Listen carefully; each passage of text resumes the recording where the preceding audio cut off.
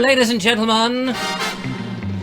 Lovely to see you again on another exciting Bald Explorer chat show here live on Facebook and pre-recorded or re-recorded or rebroadcast even on YouTube. So lovely to see you. Yes, I'm back in my little boudoir here in jolly old Worthing by the sea. I am the Bald Explorer, the man who makes the walking videos, who traipses across town and country to see the wonderful landscapes across all over Britain. Well, mainly in the south, but occasionally up in the sort of West Midlands. Harriet hates it if I call it up north, but it is up north to me. To me, it's right up north because it's a good 3.5 to 4 hour journey. But sometimes I'm traipsing around Shropshire as well, which is lovely. It's a lovely part of the world, but at the moment I've been concentrating on Sussex, and we've been recently bunging out walks with Ed Warren, the lovely Ed Warren, over Blackdown, and I hope you've enjoyed that. And today, is it Monday? I get confused now. We've got a Snowdrop walk, I think, ready for people on Monday, which is going to be a spectacular. If you haven't seen it, I should mention the patrons of Vobes have seen it. It's been delivered. By the way, if you are a patron of Vobes, a quick message to you. I do send out these emails. I may be changing the system fairly soon, so please keep an eye on your emails, because even if you don't listen to the Naked Englishman podcast, which is the behind the scenes of the Bald Explorer, my daily life in audio format, and of course you get the advanced videos. If you don't listen to that, you might miss out on some very interesting things. However, now in today's show, ladies and gentlemen, I've got my wrist slapped a couple of times. We'll be talking about that, yes. We're going to go and have a shufty round Kingley Vale, north of Chichester, in today's show. I've got some equipment woes to talk about. Oh, we don't want to bore you too much with any of that nonsense. I've got a special hello to somebody out there watching hopefully at this very moment, which will be good. And somebody popped in and brought some books. I should be talking about that. And even better than that, we have culture in the show today. Yeah, real culture. We have some poetry. So all that to look forward to in the Bald Explorers Facebook Live. It's going to be a hoot. But before... Yeah, thank you very much. That's the band over there. Before all that, I had a message on Facebook from somebody called Pearl, very lovely listener. She loves all the walks and she loves the live shows, and it's very nice. But she did say to me, she said, Richard, do we have to put up with this awful music that you keep playing? It's unnecessary. It ruins the programme and I don't like it. Stop it. She said, I don't want it. If you carry on playing that, I shall come round there and give you a good slap. I thought, oh, I got very scared. She also added, she said, you know, there are people out there who would like to donate and help you, keep you going, but they're not very happy about putting their card on the internet, you know, their debit card or their credit card. And I thought, well, that's a valid point, isn't it? That is a valid point. She said, isn't there nothing else you could do? And I thought, oh, I dare say. I don't actually know if she speaks like that, but everybody I do an impersonation all speaks like that. I don't know why. Anyway, so if you're watching, Pearl, there, of course, I do accept cheques. Yes, you can send a cheque. Several noughts is always obliged. If you have any complaints about the show in the future, please write them on the back of a £20 note and send them to me. Just Richard Vobes, Worthing, probably get to me. The postman, of course, has a lot of trouble bringing in sackloads of stuff. So let's find out who's out there in the audience, if anybody. We have a quick little look there. We've got Linda, who's there. Hello, Linda. We've got Cynthia. Hello, Cynthia. We've got Steve Pilford, who says, thought the new dude tonight was one of the best ones. Oh, that's very Good. So more equipment woes. Yes, I know. It's terrible. John Turner has joined. Hello, John. Malcolm Berry, of course. We've got Anne. Hello, Anne. Possibly one of my oldest. Here we go. Oldest viewers, and she is very technical and very savvy. She writes to me all the time. Elise, Elise, I nearly called you Elsie. Elise has joined, which is great. Paul, thank you very much. Kevin, Steve, Nigel, and Paul again, I noticed there. So lots and lots of people, but let's crack on with the show because there's lots to do. Firstly, I need to. Well, I'm going to wait. I've got a little special hello message, but I don't know if the person is there or watching. She may not be watching live. She may be watching later on. I'm just going to hold that back, but I mustn't forget. So. The other day, a very nice viewer who has been in touch with me via email got in touch again and said, Richard, I'm popping down to see my poor old mother who is in Worthing Hospital, and I fancy banging on your door and kicking my way in to say hello. And I said, well, you're very welcome. You don't have to do much to kick my door in, I can tell you. I shouldn't really say that with all the equipment that I've got here, all this antiquated clockwork equipment. Oh, by the way, talking of antiquated clockwork equipment, could you tell me, yesterday we had problems with lip sync and with the sync going in and out of problems. Now, Mr. Snow, Martin Snow, and I, minutes in the last hour before the show, have been working on solutions to do this. Martin has been working on in his laboratory in Tarring, in the other side of Worthing. Well, not the other side of Worthing, but close to the other side. And he's been working on solutions to help the Vobe make his lips work, so I don't have to carry on talking like this, which would be ridiculous.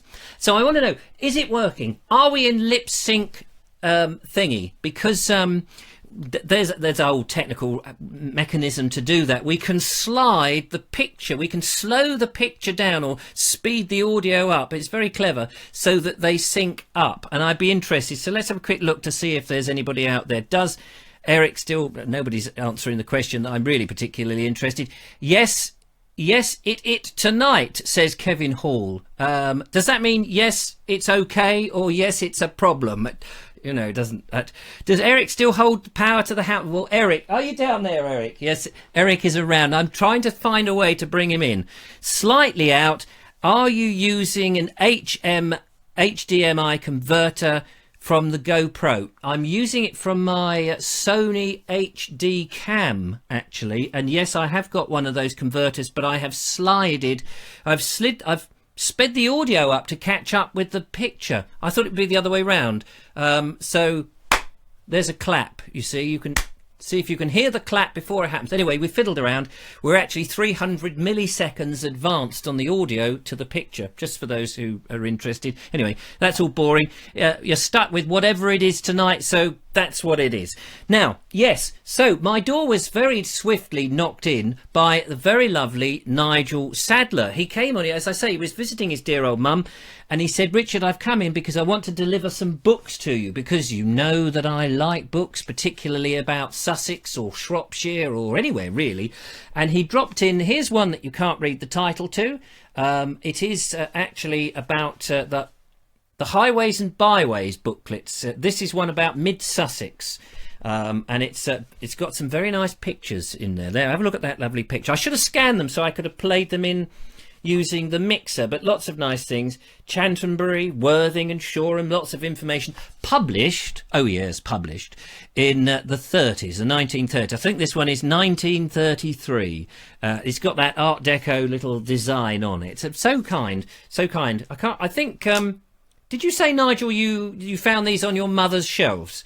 Unfortunately, she's not likely to be reading them very soon, which is very sad. But he's found a nice home, and last night when I went to bed, I had a little peruse, and very interesting. The second one, bit rude, this one. Oh, look, a Sussex peep show. Not really rude at all, but it's about, it seems to be about two guys, one doing Punch and Judy and his helper, shunting this stuff around Sussex, giving off these little shows.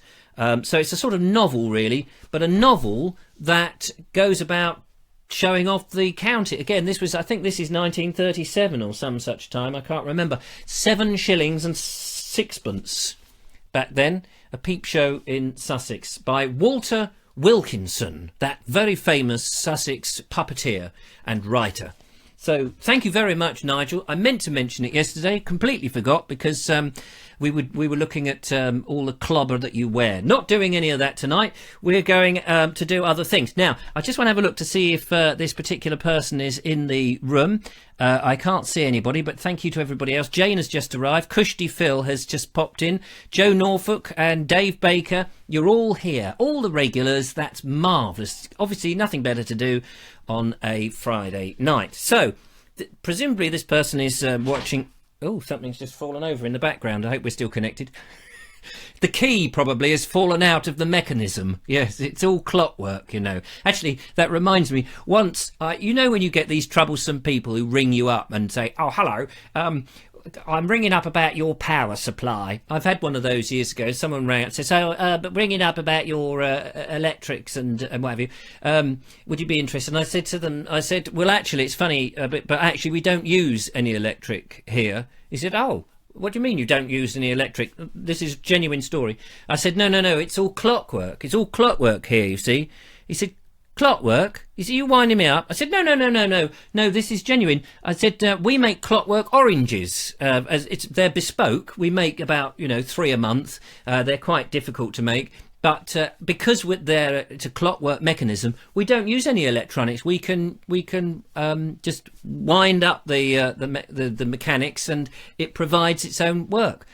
He took me hook, line and sinker. Sometimes when people ring me up on these nuisance phone calls, I've also answered the phone and they go, oh, excuse me, we're ringing up at this, that and the other. And I say, oh dear, look, I don't know how you got this number, but you shouldn't have got this number. You've been patched through to my mobile. And they're going, oh, well, I'm sorry about that. But anyway, what we'd like to talk to you about is whether you'd like a new roof insulation, whatever. I said, well, no, you don't understand. You see, I'm down a pit 30 feet trying to defuse a 1940s World War II bomb, and I've got 2 wires in front of me. There's a red one and a blue one, and I was just about to cut one of the wires, and you've just interrupted me, and now I'm sweating like a pig, and I don't know what to do. Should I cut the red one or the blue one?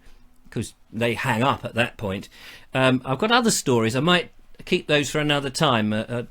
Remind me to tell you the story.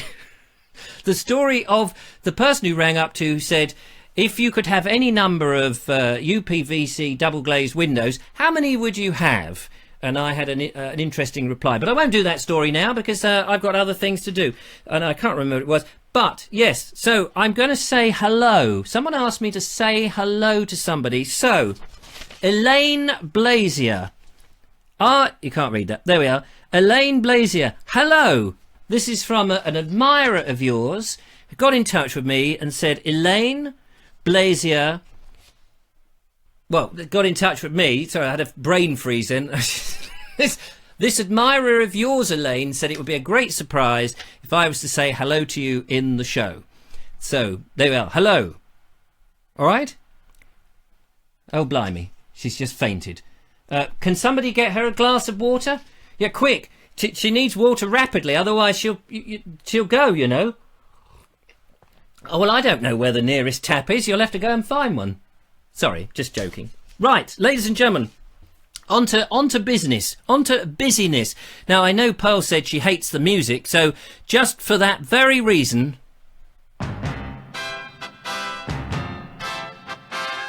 You see, if you tell me not to do something, the chances are I'm going to do it.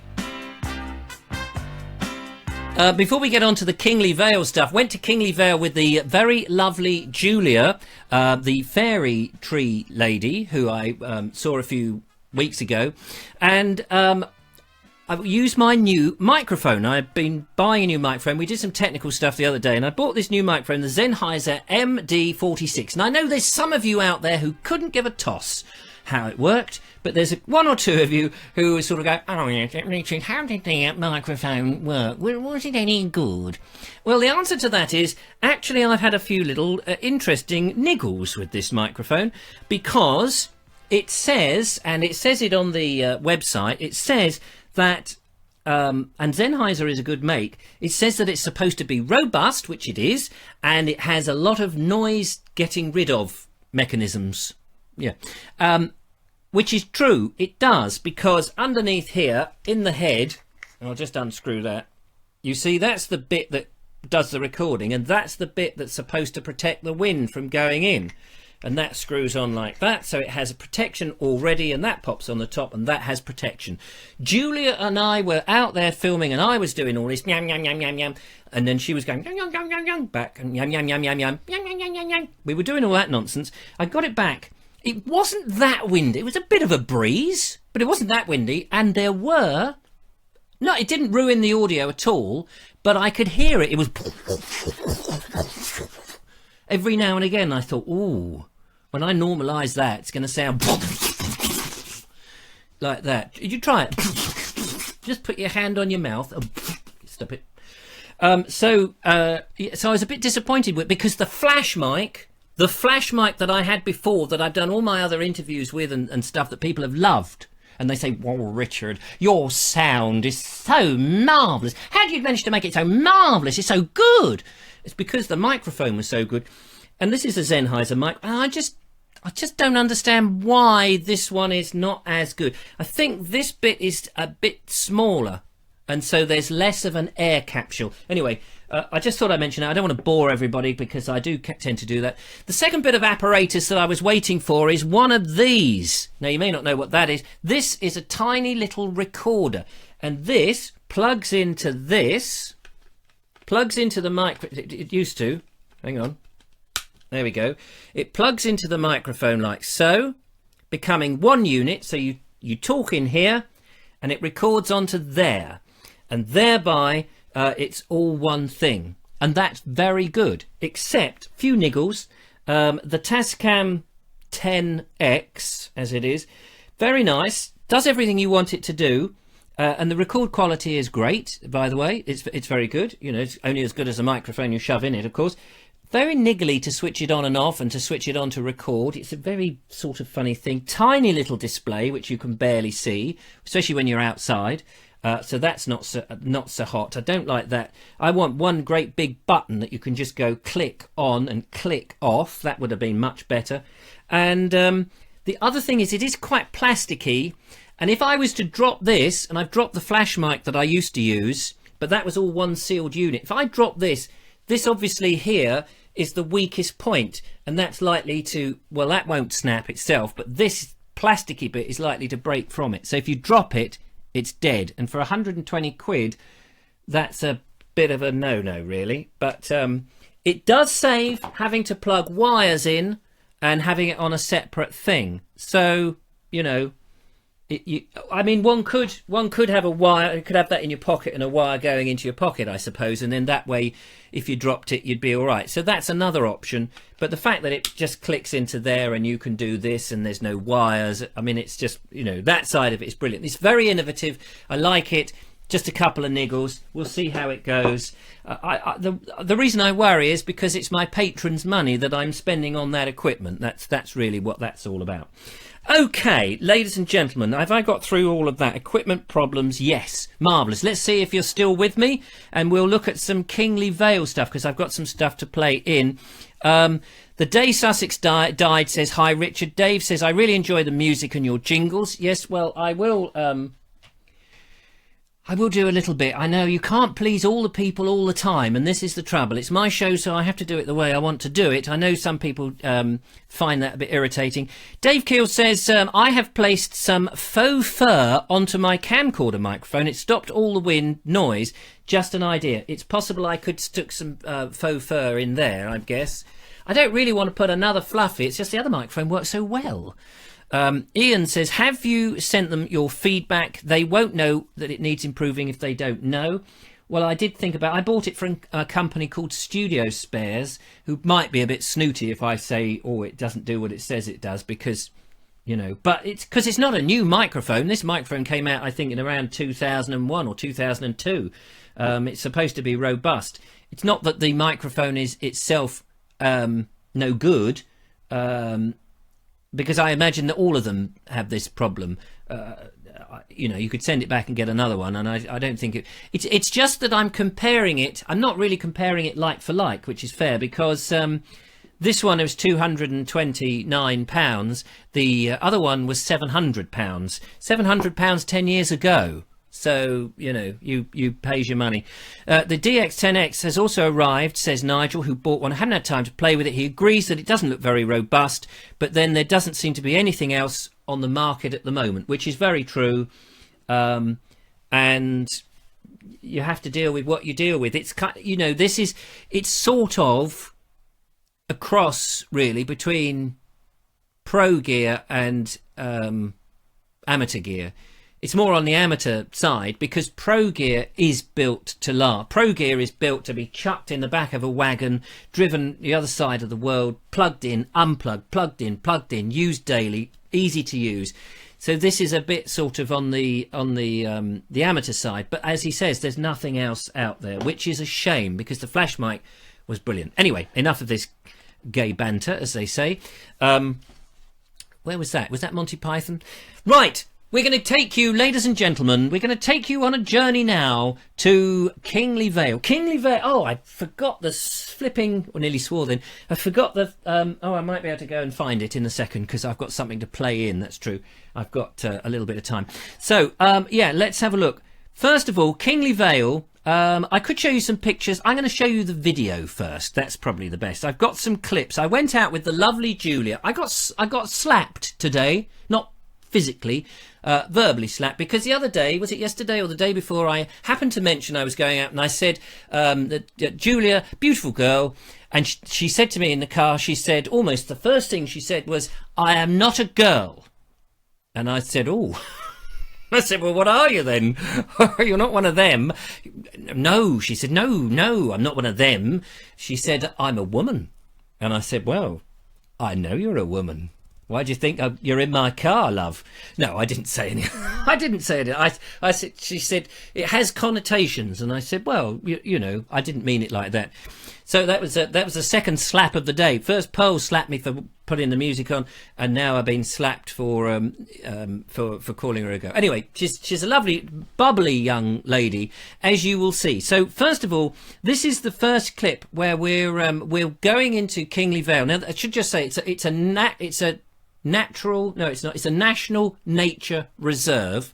For those that don't know, it's a national nature reserve.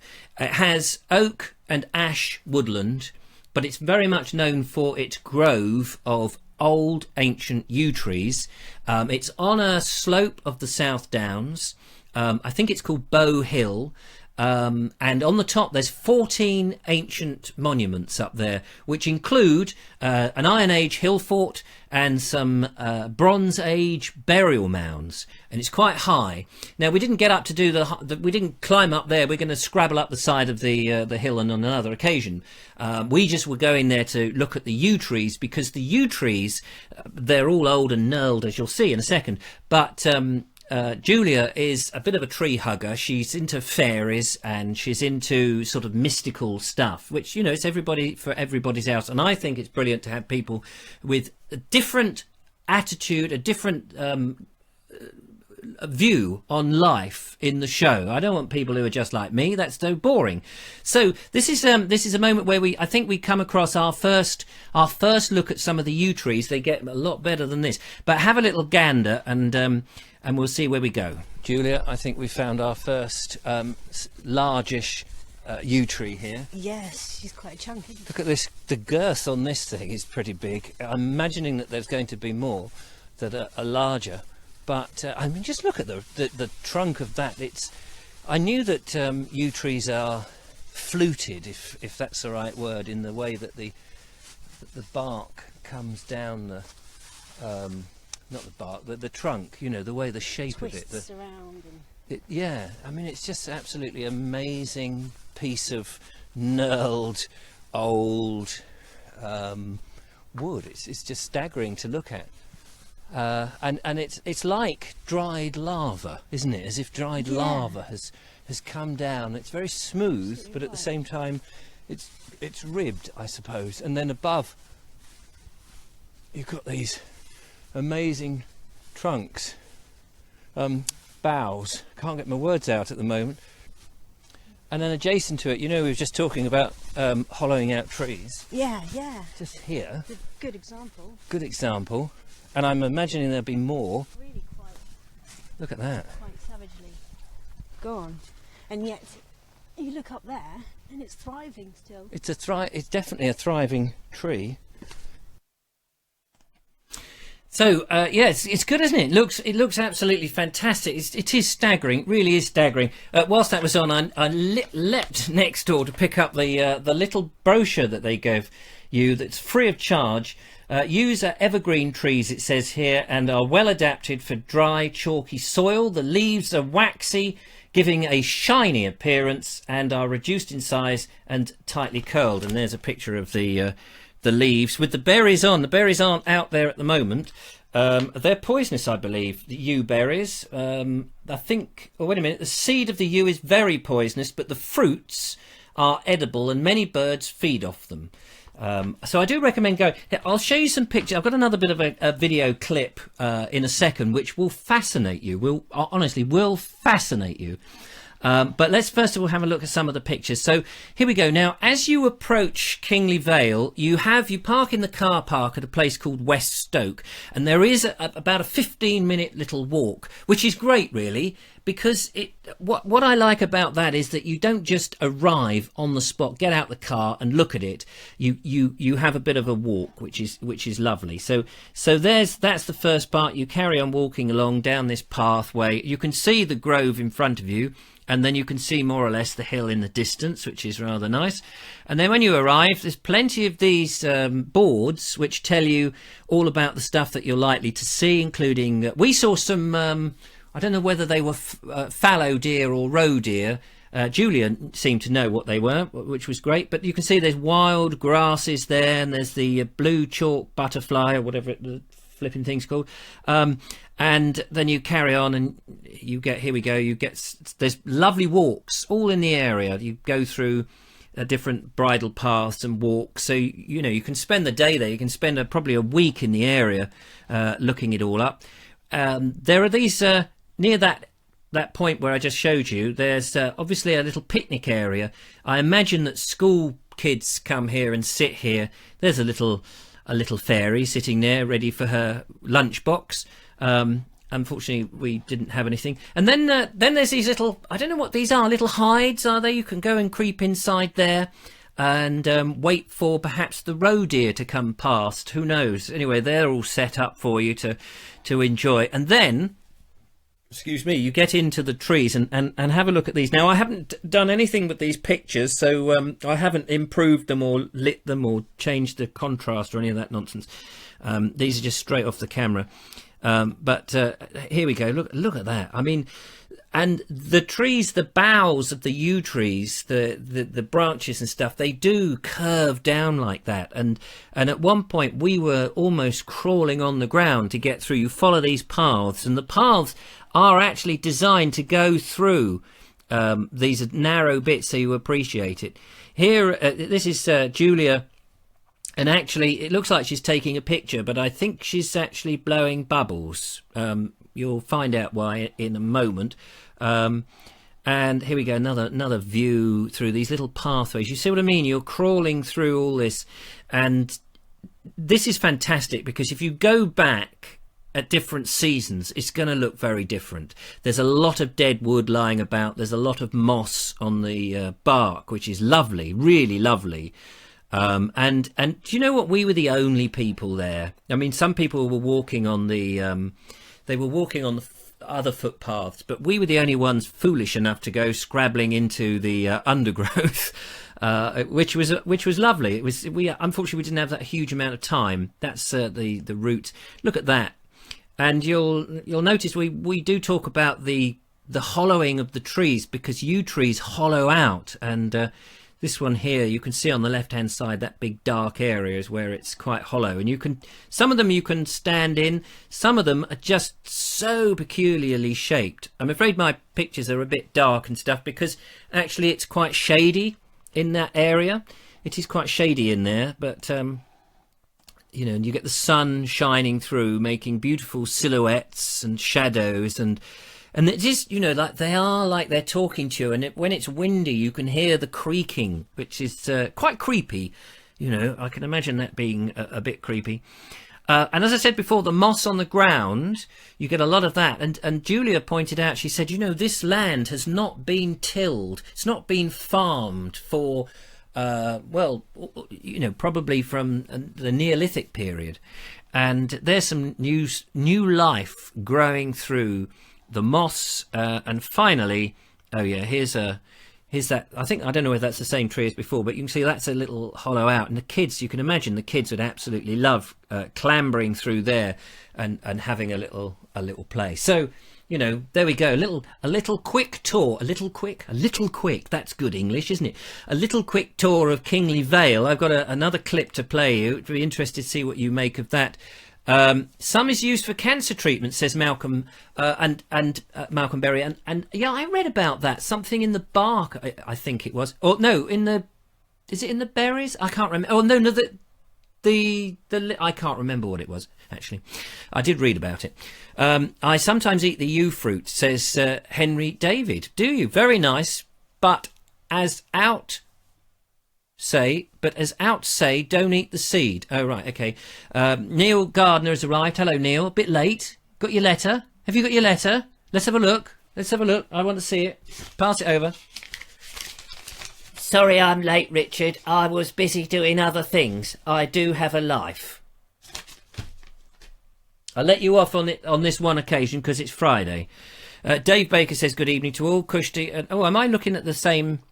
Am I looking at the opening again? Oh, anyway, doesn't matter.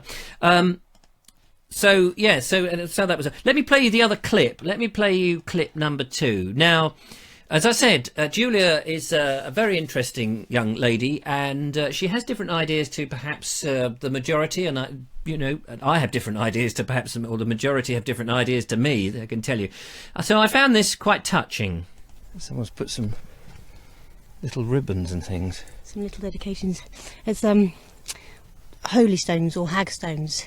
These, you know, when you go on the beach and you find a hole in a stone.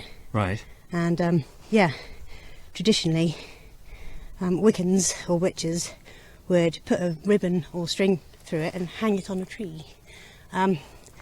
There's more to it than that. Right. But I mean, by nature, the craft is quite secretive in the sense of, you know, it's very personal. So, you know, each ritual and thing is very much personal, you know. Who knows why it's, or what the reason is for it being there, but it's a spell. It's there for a spell. I've got a couple of painted stones that I've invested some hopes and dreams into. If I can find it, I'm going to give it to the tree. Other people have chosen this tree. So this is a personal ritual that you do? Yeah. I mean, like I say, I don't do organised religion because, I don't know, it just gets me going, ugh. Right. Repulses me. So let's have a look at the stone then, first of all. Oh, it's got a picture of a little cat on it, which is lovely. Hope you can see that there. So tell me what you're going to do. You're going to just leave it somewhere? Tuck it somewhere within the tree, you know. Okay. Wherever feels right. I will just stand back and observe hippy hoppy as you do it. Okay. Lots of nooks and crannies. Oh wow, that's amazing. Look, it's like a little mantle shelf. Look. It's beautiful. People have got their little. And there's some shells in there already. I think that's it. Sitting there with the shells. Do you do a personal goodbye to your stone, or you bless it or wish it or anything? I think I'm going to do this. Because it's just perfectly me. Fun, childish, and happy. So there you go. She's lovely, isn't she? She's lovely. So you almost wanted to be there, didn't you? I could tell you almost wanted to be there. such an amazing place. Going to go back, going to search some more around there, climb up to the top of the hill, definitely. And I've said to Julia, I said, you've got to come and do a live show, because I need the night off. No, I'll get her as a guest. By the way, talking of guests, Nick Tan got in touch with me earlier today, and he said, here, Richard, when are you going to do another walk? I thought, blimey, you haven't even got off the screen yet.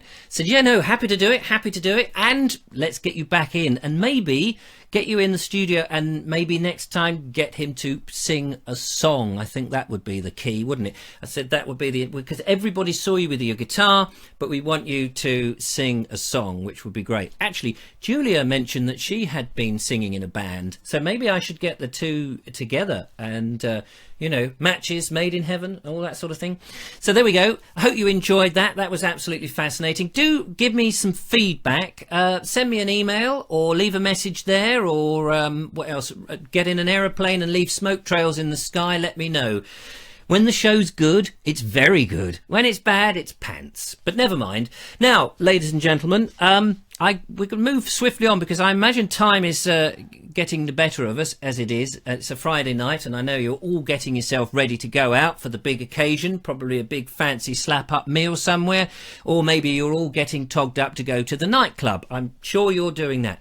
But because we've had the lovely Julia on doing her sort of mystic and ethereal sort of stuff, I had been in touch. I had been contacted by another lovely lady out there who I haven't as yet had the pleasure of meeting, although my mate Nigel knows her, so that's nice. I take his recommendation. And she is a poet.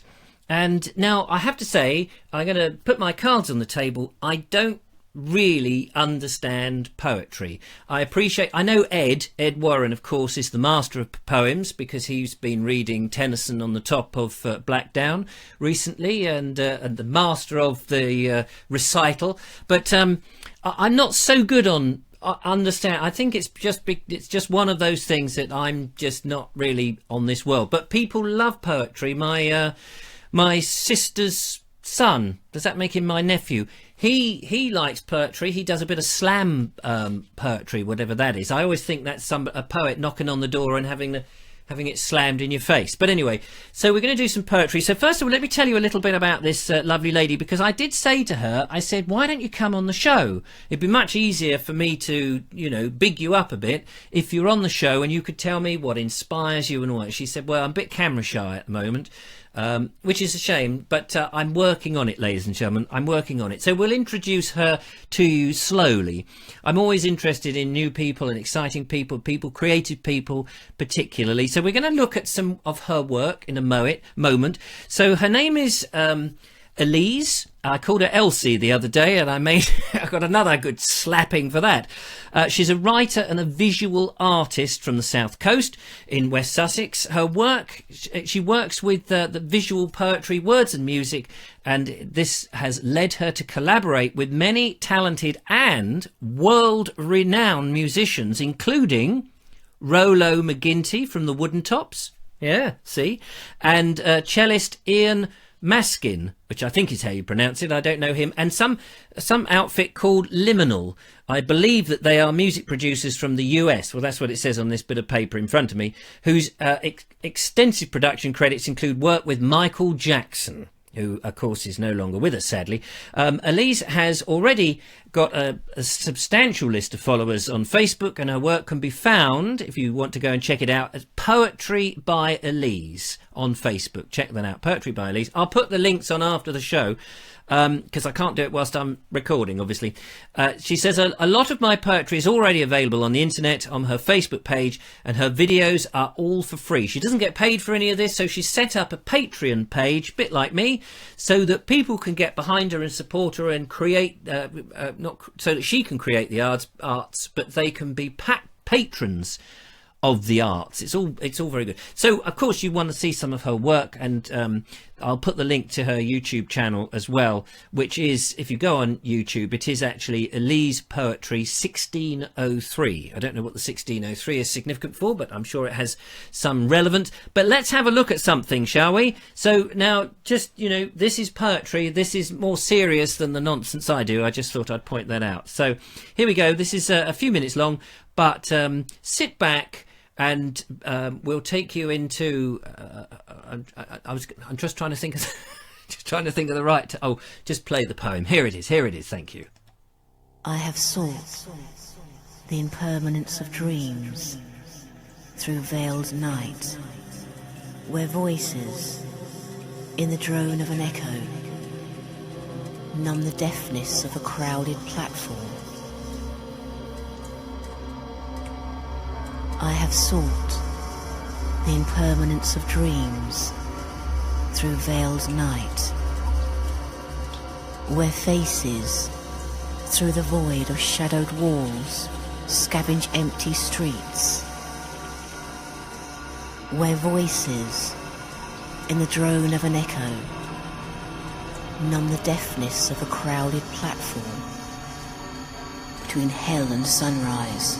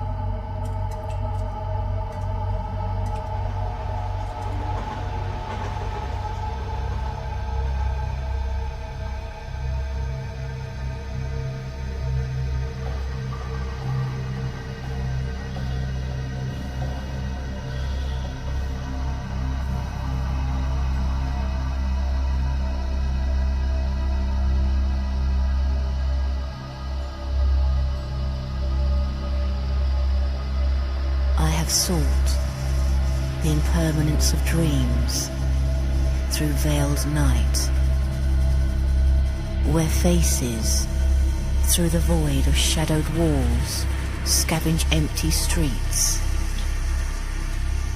where voices, in the drone of an echo, numb the deafness of a crowded platform between hell and sunrise. Hell and sunrise. Hell and sunrise.